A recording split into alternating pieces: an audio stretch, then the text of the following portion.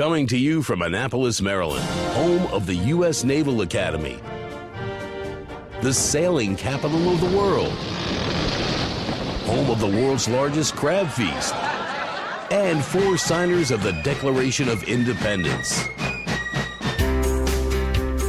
This is the Eye on Annapolis Daily News Brief, a daily roundup of local news that you can use, including local sports, local events, local opinion, and local weather from DMV Weather.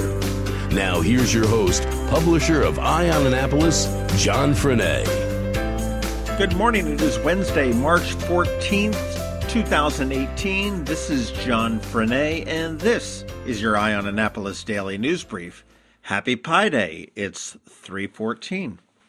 Following up on a story we reported yesterday about the NAACP accusing students at Chesapeake High School for racist behavior against African Americans. There was a press conference this morning, and Carl Snowden, who is the convener for the Caucus of African American Leaders, has said, "We are exposing racism in our community. There are many who want victims to stay silent so that the narrative will be, quote, this is an isolated incident, quote. Well, the covers are off, the lights are on, the spotlight is focused, the highlights are on high, no more deception, no more tolerance for ignorance, no more victimization, because the movement has begun. We will be #silent no more." He has called for a town hall meeting on Tuesday, March 20th at Mount Zion Magathie United Methodist Church at 8178 Arctic Drive at 7 p.m. Snowden says it is a meeting of accountability to see what the elected officials and the community will do to turn the tide toward total community unity and equality. The principal of Chesapeake High School did meet with the NAACP yesterday, and county school spokesman Bob Moser said that they are looking into the allegations. He would not comment on the teacher retiring mid-year. However, he did tell the Capital newspaper that the retirement was not related to any incident. Related to that, we did hear from a parent of a student at Chesapeake High School. This parent is claiming that there are several students that are at Chesapeake High School relocated from other schools because of disciplinary problems. These students were harassing Chesapeake High School students because they wear fishing and hunting type clothing. It went on unchecked after complaints were brought to the Chesapeake High School staff and finally came to a head when the kids staked out a stairwell and waited to attack the Chesapeake High School kids. The parent does claim that the school security cameras have that on video, as well as a teacher coming upon a fight, putting his hands in the air and walking away. That parent did include a screen cap of a Snapchat showing a Chesapeake High School student holding a fish apparently that he had caught, and it said, "Look at this bitch. Hope you eat that fish raw and choke on it, you mother rat face bitch. Take that hat off and burn it before I throw you in the shredder, bitch. I'll break ya neck, you FW with my man again." In another school news, today at 10 a.m., it will be 1 month since the 17 people were killed at Marjory Stoneman Douglas High School in Florida. The organization Empower has called for a national walkout, encouraging teachers and students to walk out of class for 17 minutes, 1 minute for each student who was killed, to demand changes in gun control. Anne Arundel County schools are not encouraging students to leave the buildings, citing safety reasons. Superintendent George Arlotto has said a statement saying in part, "To be clear, there has been absolutely no direction from my office to impose specific disciplinary actions such as suspensions on students who leave school buildings. However, our school system has a code of student conduct to which all students are expected to adhere. It's my hope that the students working collaboratively with school administrators can develop appropriate and safe outlets that allow our children to express their passion around this important issue."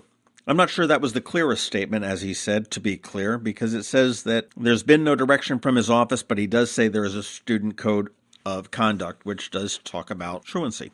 The AP had a very disturbing story yesterday. A decade after the Pentagon began confronting rape in the ranks of the U.S. military, they found it frequently fails to provide justice to the children of service members when they are sexually assaulted by other kids on bases. An AP investigation found that sex assault cases occurring where military kids live and learn often die on the desks of prosecutors. Criminal investigators shelved an unknown number of reports. Instead of punishment or rehabilitation, offenders may be shuffled off into the civilian world or to a different base. The Pentagon claims not to know the extent of the problem. At Fort Meade, the records that are kept document at least 9 sex assault cases among children or teens since 2007. 5 were considered rape. There was 1 report at the Naval Support Activity, Annapolis. Pentagon officials are promising to take, quote, appropriate action. Speaking of appropriate action, or maybe it's inappropriate action, last week, State Senator Kagan out of Montgomery County had accused a former delegate and lobbyist, Gil Genn, inappropriately touching her when he placed his hand on her lower back and, according to Kagan, touched her tush at Castle Bay Irish Pub. Genn denied the charges, demanded an apology, and Kagan fired back with a video from Castle Bay Irish Pub. And I watched the video, and it doesn't seem really out of line. There was a brief moment when they first got together where he put his hand on the small of her back to sort of greet her. There was no noticeable movement around of the hand, and she continued to stay and have a conversation with him, so I'm not sure that she was that upset about it. But again, the video was not very clear from the angle in which it was taken.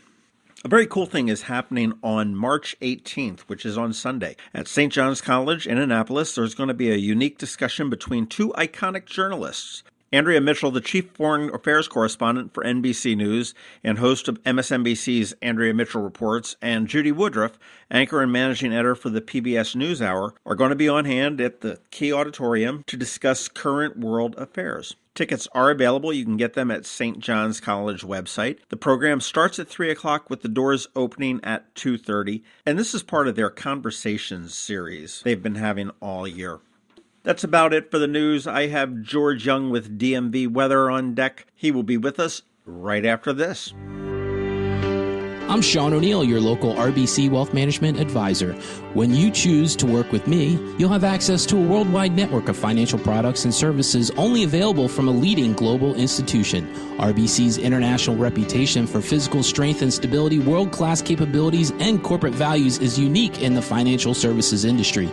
I also recognize the importance of reinvesting in the communities in which we live and work, and I'm committed to serving my clients by building long-term relationships based on trust, integrity, and confidence. I look forward to helping you with your wealth management needs. Call me, Sean O'Neill, today at 410-573-6723 for a complimentary consultation. RBC Wealth Management, a division of RBC Capital Markets, LLC. Member NYSE, FINRA, and SIPC. This is Maryland. The weather can be nearly unpredictable. We've got George Young from DMV Weather in Annapolis to sort it all out.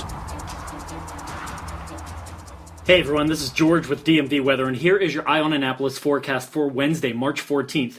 Okay, here's the deal for the next several days for Annapolis and all of Anne Arundel County in terms of weather. Dry skies with plenty of sunshine and temps for highs in the 40s during the day, or maybe even 50s at times Friday through Monday, with nighttime lows in the upper 20s to lower 30s. That's it, just standard March action.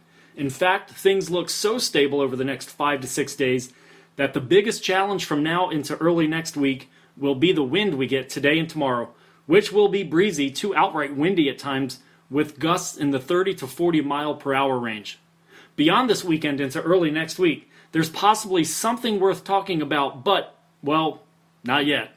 Okay, that's it for us today. Download our free weather app by searching for DC MDVA Weather in the Apple App Store or Google Play Store. And of course, you can follow us at dmvweather.com or on Twitter or Facebook so you can always stay weather informed.